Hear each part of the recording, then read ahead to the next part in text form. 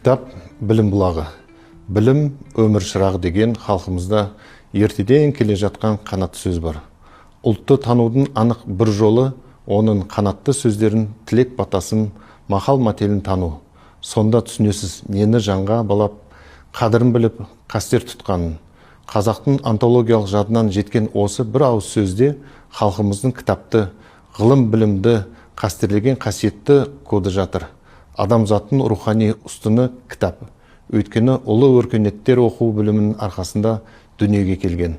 Осы орайда мемлекет басшысы Қасым-Жомарт Кемелұлы Тоқаев озық ойлы ұлт болудың ең төте жолы кітап оқу деген еді. Ежелден еліміздің рухани мәдени орталығы саналатын Алматыда мемлекеттік негіздегі 37 кітапхана, соның ішінде тәулік бойы қызмет көрсететін оқырманға барлық жағдай жасалған заманауи цифрлы 7 кітапхана және 32 автоматтандырылған кітапхана аппараттар жүйелі түрде жұмыс істеп тұр. Келешекте қаламыздың рухани мәдени орталығына айналатын президенттік кітапхана құрылысы жүріп жатыр. Даңқты ақын жазушыларымыздың да көптеген поэзиялық прозалық шығармалары аспан таулар бауырындағы Алматыда дүниеге келді.